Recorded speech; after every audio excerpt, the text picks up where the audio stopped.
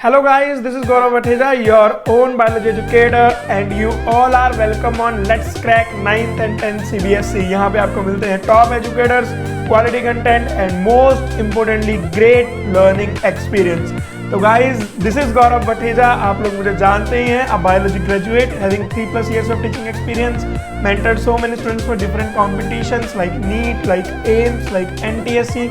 लेकिन यार this is not the reason why I am here. I am here because I just want to mentor the best brilliant minds of our country. That is why I am on an academy and believe me guys, this is the best platform of India. तो जल्दी से बात कर लेते हैं, crack all of your exams with India's largest learning platform that is an academy.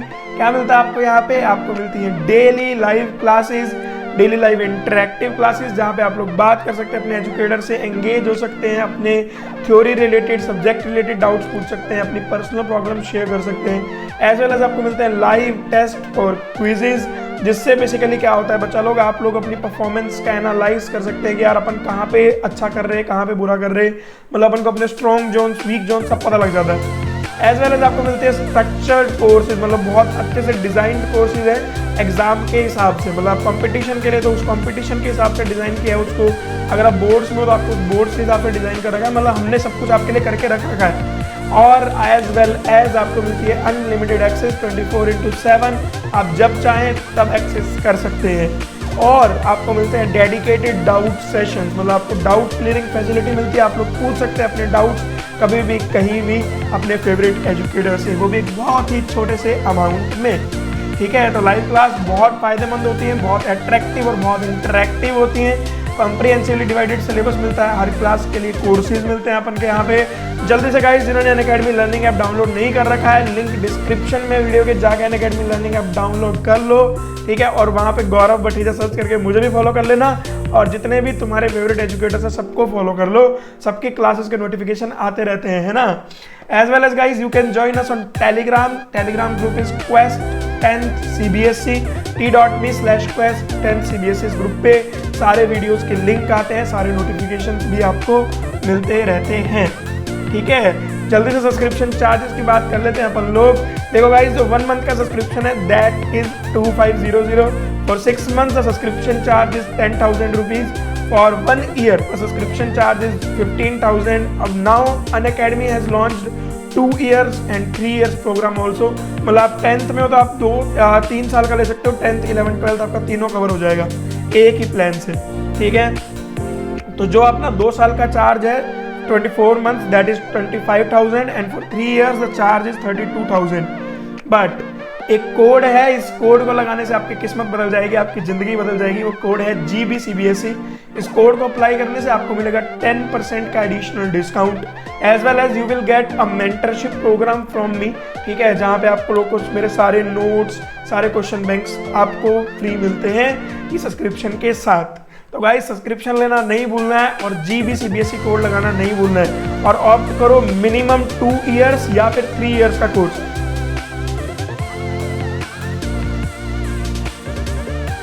Russia ने बना ली है कोरोना वायरस की पहली वैक्सीन। व्लादिमीर पुतिन जो रशिया के प्रेसिडेंट हैं, उन्होंने क्लेम किया है ट्यूसडे को कि उन्होंने कोरोना वायरस की वैक्सीन, जो हमारा कोविड-19 है, जो मतलब एक बहुत बड़ा ग्लोबल पैंडेमिक बन चुका है, इसके कारण हम लोग अपने घरों में बंद हो चुके हैं, उसकी वैक्सीन बना ली है। कितनी सच्चाई है इस बात में, और क्यों बाकी कंट्रियां उसमें इंटरेस्ट नहीं दिखा रही हैं? वैक्सीन कैसे काम करेगी, कौन से वायरस को लेके वैक्सीन बनाई गई है, एज वेल एज वैक्सीन किसने बनाई है, वैक्सीन का नाम क्या है। बहुत सारे क्वेश्चन है आप सबके दिमाग में, और उन हर एक क्वेश्चन का जवाब देने के लिए मैं Gaurav let's crack 9th and 10th CBSE, जो कि है भारत के सबसे बड़े एजुकेशनल प्लेटफॉर्म अनअकैडमी के बहुत प्यारा सा चैनल पर आपका स्वागत करता हूँ। तो बात करते हैं जल्दी से हमारी कोविड-19 वैक्सीन की, लेकिन उससे पहले मैं एक चीज़ बिल्कुल क्लियर कर दूं कि रशिया ने क्लेम कर दिया है उनकी वैक्सीन के लिए, लेकिन ना ही दूसरी कंट्रीज ने इतना इंटरेस्ट दिखाया है अभी तक, जहां तक मेरे को दिख रहा है, और ना ही मतलब इतने हमारे पास कोई बहुत बढ़िया सबूत है इस चीज़ के लिए। लेकिन फिर भी हम लोग बात करते हैं कि ये वैक्सीन का कॉन्सेप्ट कैसा है, क्या नाम है, नाम जो है वो क्यों है, और किस तरीके से वैक्सीन वर्क करेगी। तो विदाउट वेस्टिंग टाइम चलते हैं आगे। नाम की बात करते हैं वैक्सीन के। नाम है इस वैक्सीन का स्पुतनिक 5। नाम देने के पीछे एक बहुत बड़ा रीजन है रशिया का। एक्चुअली रशिया ने 1957 के अंदर उनकी एक मिसाइल लॉन्च करी थी यूएस से पहले, और उस मिसाइल का नाम उन्होंने दिया था स्पुतनिक। तो यहाँ पे भी वो, मेरे को ऐसा लगता है कि वो थोड़ा सा नीचा दिखाना चाहते हैं दूसरी कंट्रीज को कि आपसे पहले हमने बनाई है, तो इसलिए उसको नाम दिया गया है स्पुतनिक 5।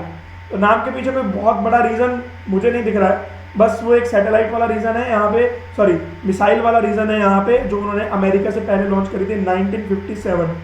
इन्होंने क्लेम किया है कि this is officially world's first कोविड-19 वैक्सीन।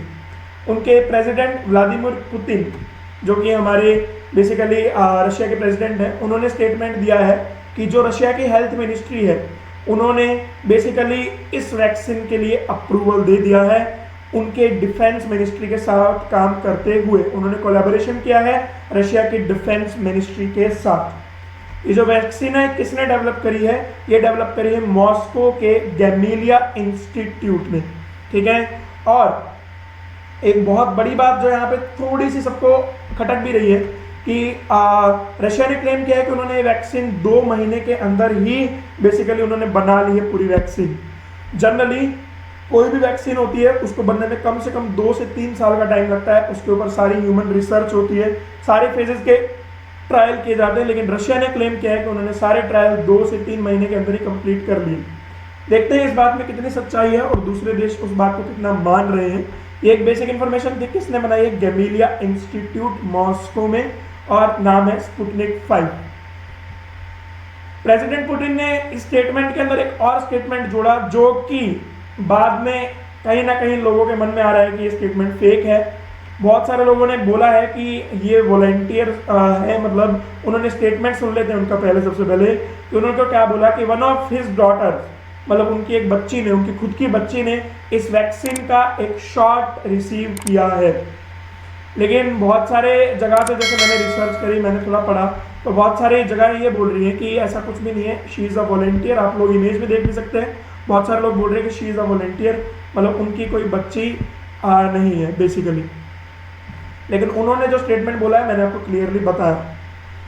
जब उनसे बात थोड़ी और उन्होंने बताई कि इस वैक्सीन से बेसिक रिजल्ट्स आए।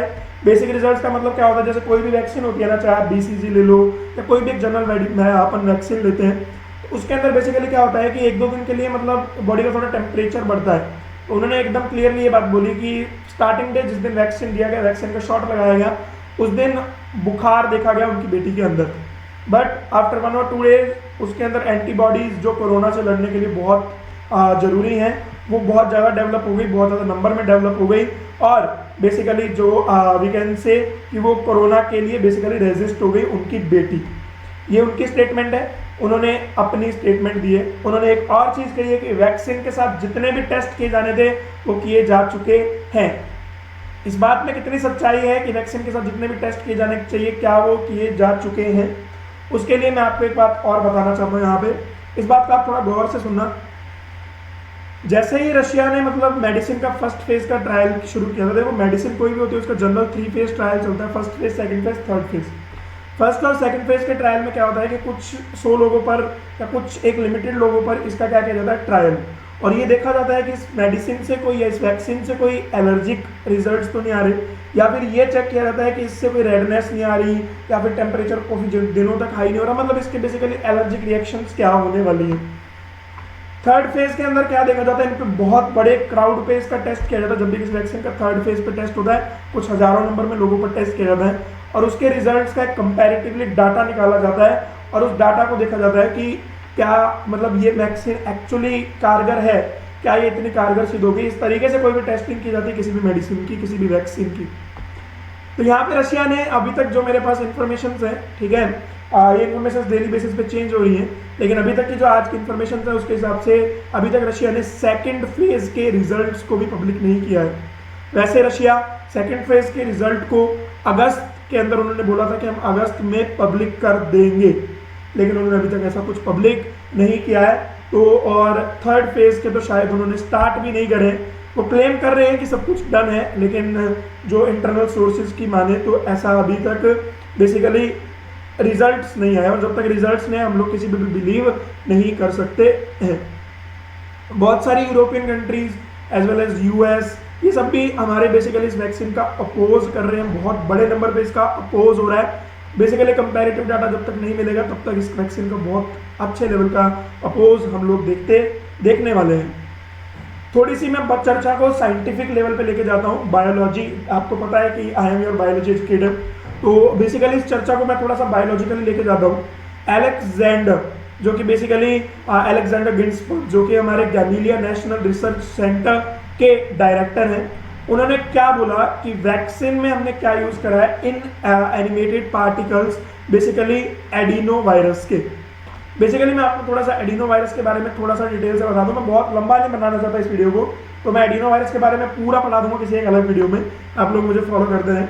मैं आपको जस्ट इतना बता दूं कि एडिनो वायरस जब भी बेसिकली बॉडी के अंदर एंटर करता है तो हल्के फुल्के सिम्टम्स दिखते हैं, जैसे बुखार के हल्के फुल्के या जुकाम के दिख सकते हैं, दिस काइंड ऑफ सिम्टम्स, ठीक है। तो उन्होंने बेसिकली उसको थोड़ा मॉडिफाई कर दिया, उसको थोड़ा वीक कर दिया, ताकि क्या हो कि बेसिकली जो मेरे एडिनो वायरस का इम्पैक्ट है, इनफैक्ट जो उसका मतलब बेसिकली जो हमारी बॉडी पे वो रिएक्शन करेगा वो रिएक्शन ना कर पाए। उन्होंने बेसिकली 2 स्ट्रेन यूज करी है एडिनो वायरसेस की, एज वेल एज बच्चा लोग उन्होंने क्या यूज करा है, सब लोग बहुत ध्यान से सुनना, थोड़ा बायोलॉजिकल पॉइंट है। अपन जब कोरोना वायरस के स्ट्रक्चर के लिए मैंने एक वीडियो बनाया था, लिंक डिस्क्रिप्शन में दे दूंगा, देख लेना सब लोग। उस कोरोना वायरस के स्ट्रक्चर के अंदर मैंने तुम्हें कुछ प्रोटीन्स बताई थी, जैसे स्पाइक प्रोटीन्स। तो ये स्पाइक प्रोटीन ही मेनली रिस्पॉन्सिबल होती है, अपन कोरोना वायरस को कोरोना वायरस स्पाइक प्रोटीन के कारण ही बोलते हैं, और इन्फेक्शन के लिए भी स्पाइक प्रोटीन ही रिस्पॉन्सिबल होती है। तो इन्होंने क्या बोला है एलेक्जेंडर गिन्सबर्ग ने कि हमने एडिनो वायरस की स्ट्रेन में उसको थोड़ा मॉडिफाई किया, और उसके साथ हमने बेसिकली स्पाइक प्रोटीन, मतलब ऐसी प्रोटीन जो स्पाइक प्रोटीन थी उसको बनाने वाले जीन्स लिए, ठीक है, और बेसिकली उसको वीक करके हमने बॉडी के अंदर ट्रांसफर करा।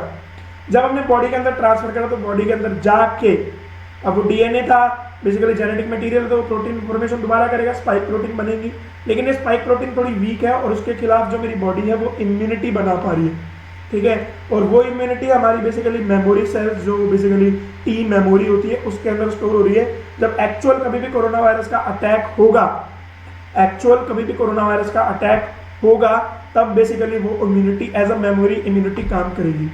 हर वैक्सीन वाला कॉन्सेप्ट है, कोई भी बहुत नया कॉन्सेप्ट यूज नहीं किया है, हर वैक्सीन इसी कॉन्सेप्ट पे काम करती है, तो कोरोना वायरस की वैक्सीन भी इसी कॉन्सेप्ट पे काम करती उन्होंने बताया है।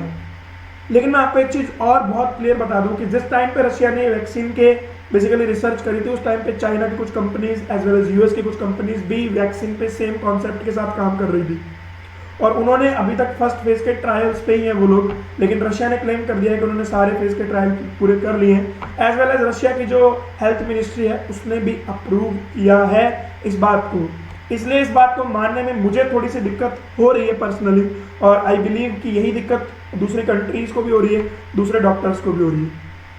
मैं आपको हमारे एम्स के डायरेक्टर का स्टेटमेंट भी बताता हूँ। यहाँ पे इंडिया के जो एम्स के डायरेक्टर हैं, all India institute of medical sciences, उनके डायरेक्टर हैं जो, उन्होंने भी स्टेटमेंट दिया है कि अगर हम लोग रशिया से मेडिसिन लाते हैं तो हम लोग पहले ये देखना चाहेंगे एक बहुत क्रिटिकल लेवल पे कि उस वैक्सीन का रिजल्ट कैसा है, और बेसिकली उस वैक्सीन के एलर्जिक रिएक्शंस क्या हैं, मतलब वो क्या एलर्जी कर रही है, क्या उसका इम्पैक्ट पड़ रहा है, रिजल्ट्स कैसे हैं, कम्युनिटी में कैसे रिजल्ट्स हैं, बहुत सारी चीज़ें सोच के ये वैक्सीन लाई जाएगी। अगर भारत में वैक्सीन लाई जाती है, भारत की तरफ से इसके लिए कोई ऑफिशियल स्टेटमेंट नहीं दिया गया है इस वैक्सीन को लेकर अभी तक कि क्या ये वैक्सीन इंडिया में लाई जाएगी और क्या नहीं।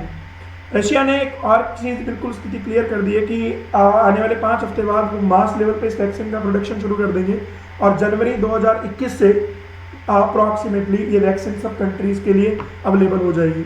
उन्होंने एक और बात भी यहाँ पे जोड़ी है कि वैक्सीन पहले उन कंट्रीज़ को दी जाएगी जहाँ पे बेसिकली मेडिकली इसकी बहुत ज़्यादा ज़रूरत है। वर्ल्ड हेल्थ ऑर्गेनाइजेशन ये बात मानने को रेडी नहीं है अभी के लिए। उन्होंने सिंपली बोला है कि अगर वैक्सीन मतलब बेसिकली कोई भी कोविड-19, उन्होंने सिंपली एक स्टेटमेंट बोली कि कोई भी कोविड-19 की वैक्सीन है, अगर आपको उसके लिए कोई भी WHO का स्टैंप चाहिए, स्टैंप का मतलब WHO का वहाँ पे आपको ओपिनियन चाहिए, या फिर आप ये बोल सकते हैं कि WHO अप्रूव करे उसको, तो बेसिकली उनको एक सेफ्टी डाटा रिव्यू चाहिए। लेकिन जैसा कि मैंने आपको वीडियो के स्टार्टिंग में क्लियर कर दिया था कि रशिया के पास ऐसा कोई स्टेटिंग डाटा है ही नहीं, क्योंकि बेटा अभी तक उन्होंने सेकंड फेज के ही रिजल्ट्स, सेकंड ट्रायल फेज के ही रिजल्ट्स पब्लिक नहीं करे, ठीक है। मतलब रशिया ने अनाउंस कर दिया अपनी तरफ से, लेकिन WHO भी अभी इसी बात को मानने को तैयार नहीं है, क्योंकि वो बेसिकली वही चाहते हैं कि आप यहाँ पे एक डाटा तो दो, कम से कम एक ट्रायल डाटा दो जिसका एक्सपर्टाइज किया जा सके, एक्सपर्ट्स उस डाटा की स्टडी करें और वो बता सकें कि ये वैक्सीन कितनी कारगर है कितनी नहीं है। एक और बात जो मैं आपको एज ए नॉलेज ऐड कर रहा हूँ, ये बात भी बेसिकली मेडिसिन रिलेटेड बात ये कि रशिया ने एक और चीज़ क्लेम करी है कि जो ये वैक्सीन होगी इसका रिजल्ट करीब करीब 2 साल तक रहेगा, कि आपने एक बार वैक्सीनेशन करवाया तो आप 2 साल तक उस डिजीज से, दैट इज कोविड-19 SARS-CoV-2 के इन्फेक्शन से रेजिस्ट कर सकते हैं। आफ्टर 2 इयर्स अगर आप चाहते हैं कि आपको वो इम्यूनिटी दोबारा मिले तो आपको वो वैक्सीन का शॉट एक बार दोबारा लेना पड़ेगा।